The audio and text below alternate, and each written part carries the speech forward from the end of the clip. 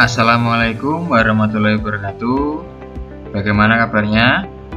Nah, pada kesempatan kali ini kita akan melanjutkan pembahasan pada materi sebelumnya, yaitu di tema 1 muatan mata pelajaran, yaitu ilmu pengetahuan sosial. Nah, ini adalah materi bab kedua dari materi sebelumnya, khususnya di kelas 5. Seperti biasa ya anak-anak, sebelum mendengarkan materi silakan berdoa dulu ya, agar materi ini bisa diterima dengan baik. Oke, jangan lupa juga siapkan alat tulis kalian masing-masing, karena nanti di akhir video pasti ada tugas yang harus kalian kerjakan. Oke, langsung saja kita lanjutkan. Yang pertama yaitu tentang karakteristik geografis Indonesia dalam peta. Ingat, letak geografis Indonesia itu apa? Di antara dua benua Asia dan Australia, di antara dua samudra Pasifik dan Hindia. Itu adalah letak geografis. Nah, di sini ada karakteristik geografis Indonesia dalam peta. Tahu peta? Nah, tahu ya pastinya. Pernah melihat juga dan pernah tahu juga ya apa itu peta, yaitu adalah gambaran seluruh atau sebagian permukaan bumi. Peta dilukiskan di suatu bidang datar dengan skala tertentu. Kalau kalian pernah melihat peta pasti tahu ya bentuknya peta seperti apa. Ya, kalau kalian juga punya buku atlas, di situ kan juga ada gambar peta. Nah, itu yang disebut dengan peta. Jadi gambaran seluruh atau sebagian. Jadi tidak menyeluruh, juga tidak juga sebagian. Jadi bisa menyeluruh, bisa sebagian dari permukaan bumi. Kemudian dilukis di suatu bidang datar, misalnya di kertas atau mungkin di kertas gambar, ya, dengan skala tertentu. Jadi ada skalanya, tidak asal menggambar peta ya. Nah, terdapat dua macam peta, yaitu peta umum dan peta khusus. Peta umum itu peta yang menggambarkan suatu daerah secara umum. Kalau peta khusus, peta yang menggambarkan hal-hal khusus dari suatu daerah. Itu yang disebut peta umum dan peta khusus. Ini ya, nanti bisa kalian cari tahu sendiri. Contohnya peta umum itu apa, contohnya peta khusus itu apa. Ketik saja di pencarian, atau mungkin kalian bisa cari di Google. Sekarang tidak usah bingung ya mencari jawaban. Kalian cari saja di Google, ketik pertanyaan yang ingin kalian cari. Nanti pasti ketemu jawabannya. Ada banyak referensi. Kalau kalian bingung, ini apa jawabannya benar, bisa kalian tanyakan pada Bapak, apa jawabannya benar, ya gitu ya.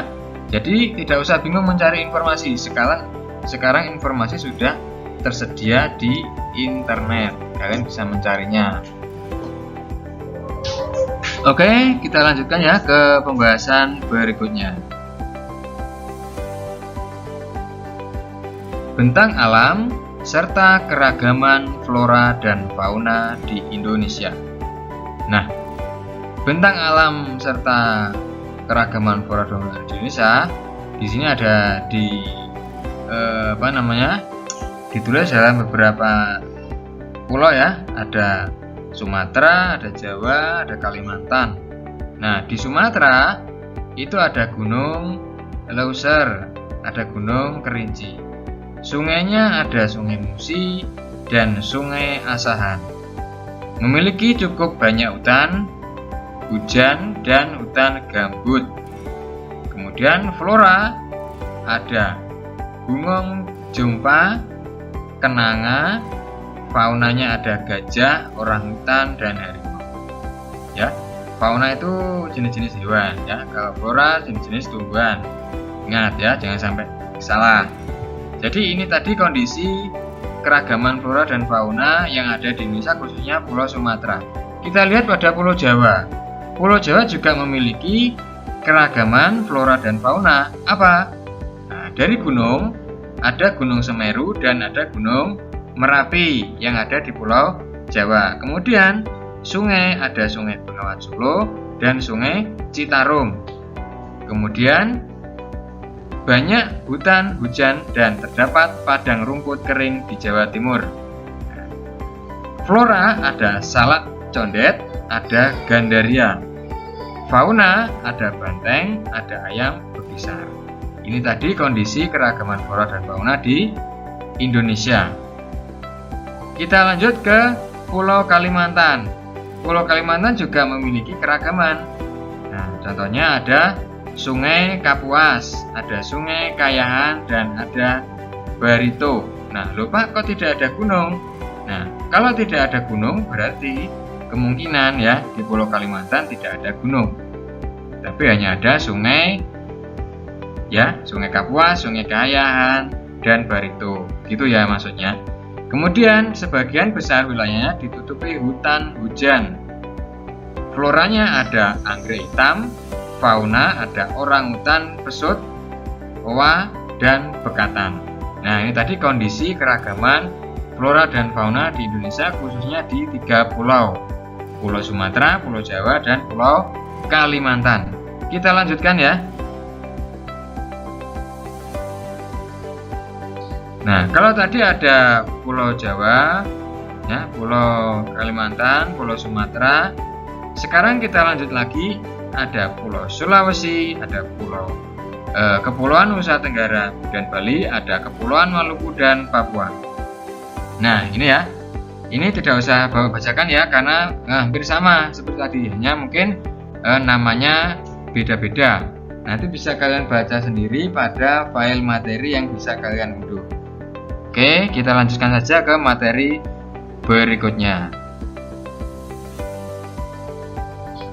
Banyak faktor membuat bangsa Indonesia menjadi sebuah bangsa yang besar, yang bisa disandingkan dengan bangsa-bangsa besar lainnya di dunia.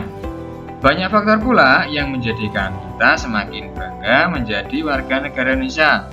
Faktor-faktor tersebut antara lain sebagai berikut, yaitu nilai-nilai luhur yang hidup di tengah masyarakat, wilayahnya yang luas dan berupa kepulauan, letak geografis dan strategisnya, besarnya jumlah penduduk, beragamnya suku, agama, ras, dan golongan, beragamnya budaya, sosial, dan ekonomi.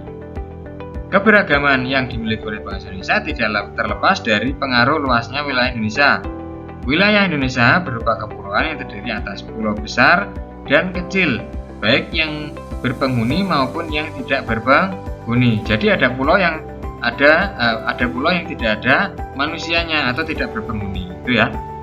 Meskipun demikian, keberagaman ini bukanlah menjadi pemecah, justru menjadi pemersatu bangsa dengan berlandaskan Pancasila. Nah, ini tadi tentang faktor-faktor dari keberagaman yang ada di Indonesia. Nah, berikutnya adalah yaitu tentang bentang alam.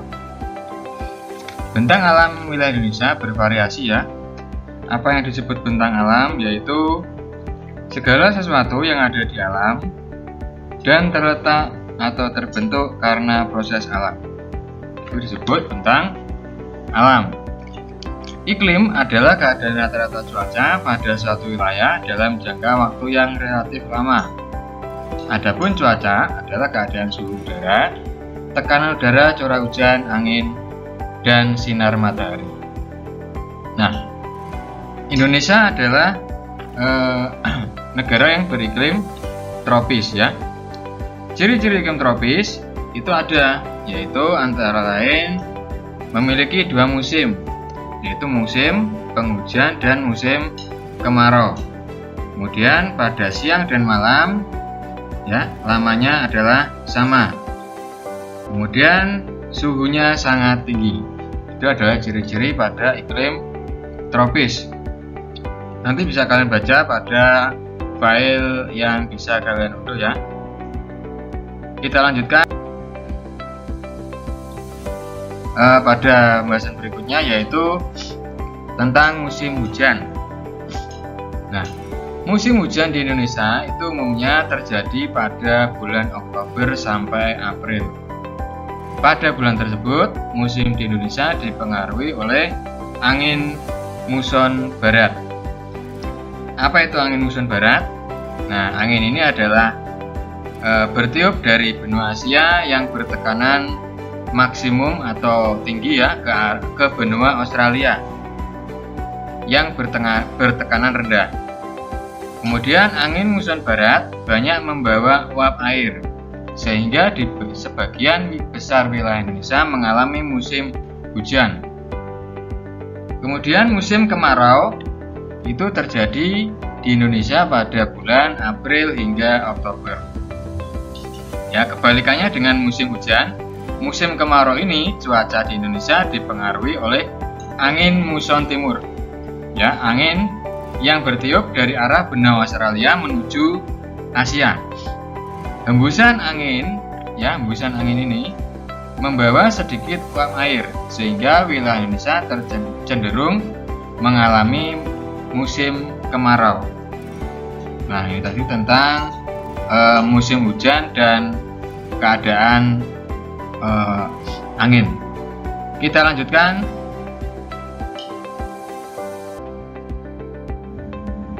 Tipe flora dan fauna yaitu menurut garis Wallace dan garis Weber. Nah, garis Wallace merupakan garis yang membatasi antara jenis flora dan fauna di Indonesia bagian barat dan tengah atau tipe Asiatis dan tipe peralihan. Garis ini ditentukan berdasarkan hipotesis dari Alfred Russel Wallace ya. Kemudian ada garis Weber yang merupakan garis yang membatasi antara jenis flora dan fauna di Indonesia bagian tengah dan timur atau tipe peralihan dan tipe Australis. Garis ini ditentukan berdasarkan hipotesis dari Max Wilhelm Carl Weber. Ya, diingat-ingat untuk materi tipe flora fauna menurut garis ini sering muncul pada soal-soal ulangan ya. Oke, kita lanjut lagi untuk penjelasan dari flora dan fauna. Nah, persebaran flora di Indonesia itu ada dua ya, yaitu Indo-Malayan dan Indo-Australian. Indo-Malayan itu meliputi kawasan Indonesia bagian barat, sedangkan Indo-Australian itu meliputi kawasan Indonesia bagian timur. Makanya ada wilayah barat dan wilayah timur di bagian Indonesia. Wilayah barat itu ada Kalimantan, Sumatera, Jawa, Bali. Kemudian wilayah timur ada Sulawesi, Maluku, Nusa Tenggara, dan Papua. Nah, karakteristik pada wilayah barat itu yaitu jenis meranti-merantian sangat banyak. Kemudian terdapat berbagai jenis rotan. Tidak terdapat hutan kayu putih. Jenis tumbuhan matoa sedikit jumlahnya. Jenis anggrek sedikit jumlahnya. Terdapat berbagai jenis nangka. Tidak banyak tumbuhan sagu. Berbeda dengan wilayah timur ya, yaitu Indo-Australian, jenis meranti-merantian hanya sedikit. Tidak terdapat berbagai jenis rotan. Terdapat hutan kayu putih. Terdapat berbagai jenis tumbuhan matoa. Jenis anggrek banyak. Tidak terdapat jenis nangka. Banyak terdapat tumbuhan sagu. Nah, ini tadi karakteristik pada wilayah bagian barat dan bagian timur atau persebaran flora di Indonesia berdasarkan jenisnya yaitu Indo-Malayan dan Indo-Australian. Oke, kita lanjut lagi. Menurut coraknya, fauna di Indonesia dikelompokkan menjadi 3, yaitu bagian barat, bagian tengah, dan bagian timur. Bagian barat dan tengah dipisahkan oleh garis Wallace. Kemudian bagian timur dan tengah dipisahkan oleh garis Weber. Nah, kita perhatikan di sini ya. Nanti kalian baca sendiri karena sangat banyak sekali. Kalau saya bacakan nanti malah nggak fokus ya. Silakan nanti dibaca sendiri-sendiri. Yaitu persebaran fauna di sini ya ada bagian barat yaitu tipe asiatis ya, fauna Indonesia bagian barat atau tipe asiatis. Kemudian fauna bagian tengah tipe peralihan dan fauna bagian timur tipe australis. Nah, bagian barat atau tipe asiatis itu mencakup wilayah Jawa, Sumatera, Bali, dan Kalimantan. Kemudian bagian tengah meliputi wilayah fauna yaitu mencakup Sulawesi, kemudian timur-timur, Maluku, dan Nusa Tenggara, serta jumlah pulau-pulau kecil di sekitarnya. Kemudian bagian timur tipe Australia itu pada wilayah Halmahera, Papua, dan Kepulauan Aru. Nah, ini memiliki jenis fauna yang berbeda-beda ya, jenis hewan ya, berbeda-beda. Nanti silakan kalian baca, kalau sudah ke evaluasi nanti kalian akan tahu tentang fauna menurut tipe asiatis, peralihan, dan australis. Oke, yang terakhir. Nah, materi hari ini sudah selesai ya. Di akhir video seperti biasa ada soal evaluasi yang harus kalian kerjakan. Di sini ada 11 soal evaluasi. Silakan untuk dikerjakan di buku tulis. Jangan lupa diberi poinnya ya, materi tema 1 bab ilmu pengetahuan sosial. Oke, untuk itu saya akhiri dulu pembahasan hari ini. Cukup sekian, akan kita lanjutkan lagi pada pembahasan berikutnya. Wassalamualaikum warahmatullahi wabarakatuh.